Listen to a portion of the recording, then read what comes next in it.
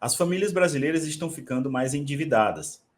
O levantamento da Confederação Nacional do Comércio mostrou que 77,7% das famílias brasileiras terminaram o mês de abril com alguma dívida. É o maior percentual desde o início da série histórica da pesquisa, iniciada em 2010.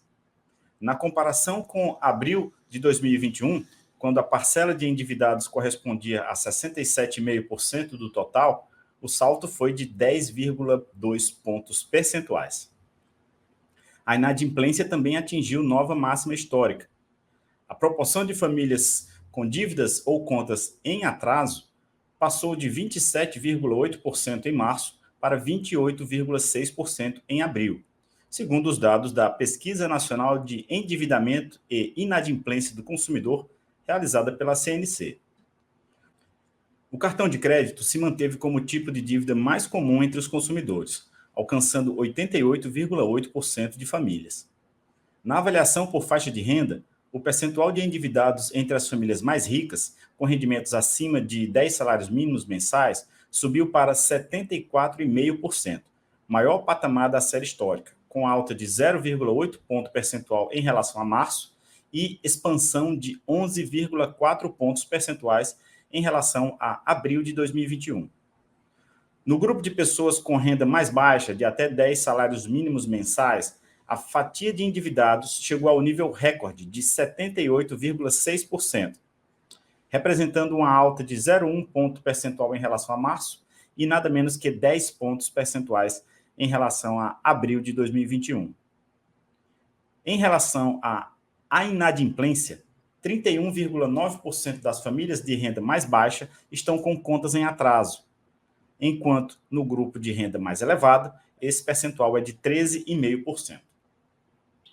Ao falar sobre o aumento do endividamento no cartão de crédito, o economista Eduardo Moreira afirmou que os juros dessa modalidade de consumo são abusivos. Quase 90%, em quase 90% dos endividados, uma das dívidas principais é do cartão de crédito.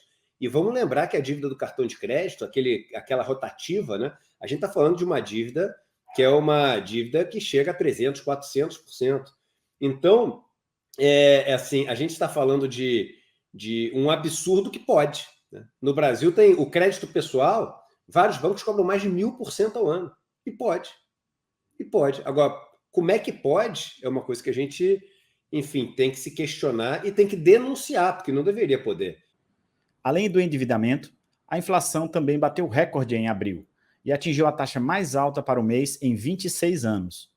O Índice Nacional de Preços ao Consumidor Amplo, o IPCA, indicador oficial que mede a inflação, subiu 1,06% em abril, na comparação com março, na pior taxa desde 1996. Com isso, a inflação acumulada em 12 meses já chega a 12,13%, contra 11,30% registrado em março, e também bem mais do que os 5% do teto da meta de inflação para 2022, definida pelo governo federal. Segundo o IBGE, os maiores impactos registrados na inflação foram exercidos pelo grupo de alimentação e bebidas, que subiu 2,06%, e dos transportes, que subiu 1,91%. Esses dois grupos juntos contribuíram com cerca de 80% para a alta da inflação de abril, segundo o IBGE. A economista Juliane Furno explica a relação do governo com a alta nos preços. Veja, a inflação ela tem uma infinidade de causas. E, historicamente, no Brasil, não é um fenômeno estritamente monetário. A inflação no Brasil, hoje, é basicamente uma inflação que uma parte é importada, ou seja, não tem nada a ver com as características domésticas, é a guerra na Ucrânia, são as desorganizações das cadeias globais de suprimento que impactam na estrutura de oferta. Inclusive, todos os países do mundo estão com nível inflacionário elevado, até os Estados Unidos. É uma inflação ligada à própria desorganização da cadeia de fornecimento de commodities, que faz com que os alimentos fiquem mais caros, é a desvalorização da nossa moeda, mas, em parte, é uma inflação fabricada no Brasil. E esta parte do Brasil nada tem a ver com o aumento da demanda, mas com dois componentes que são justamente preços administrados. Ou seja, o que explica a inflação brasileira do seu componente interno, não aquilo que a gente não tem controle, que é os fluxos internacionais de capital, a desorganização das cadeias globais, né, posto que a gente é uma economia muito importadora. O que a gente tem controle interno, que é o que pressiona a nossa inflação, são os dois preços administrados, energia e combustíveis. Ou seja, está na responsabilidade do governo fazer políticas que amorteçam o impacto desses dois preços, que não são só preços que têm consequências ali em quem abastece o carro, mas em toda a atividade econômica. O impacto dos preços administrados pelo governo, como os combustíveis, produz efeitos na inflação dos alimentos. Para a jornalista Albiege Fernandes, esta percepção é vista com clareza nas compras de supermercado. Para mim, a inflação fica mais visível quando eu vou ao supermercado. Hortifruti, por exemplo, é inacreditável que hoje a gente está comprando 2, 3, 4 cenouras no máximo, 1 quilo de tomate, 4 cebolas. Eu estou falando de uma pessoa que mora sozinha. Eu moro sozinha, a minha família é bastante dispersa, cada um tem sua vida, e a inflação, a rigor, parecia que não ia me pegar, porque eu sou uma pessoa sozinha. Mas pega, ataca, vai no teu calcanhar e você não pode mais comprar o que você queria. E eu estou tratando de hortifruti, eu nem estou falando de carne.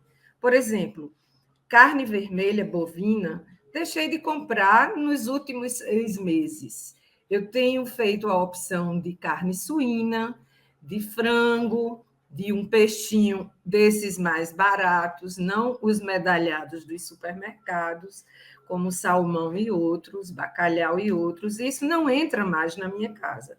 A inflação e o endividamento elevados têm desafiado o dia a dia dos brasileiros e reduzido as chances de crescimento do país. No relatório divulgado na primeira semana de maio, o Banco Central calcula que o IPCA chegue ao final de 2022 com uma alta acumulada de 7,89%, bem acima do teto de 5% que é projetado pelo governo federal. Já a estimativa do BC para o Produto Interno Bruto, o PIB, que é a soma de riquezas produzidas pelo país, é de estagnação, com uma leve alta de 0,70%.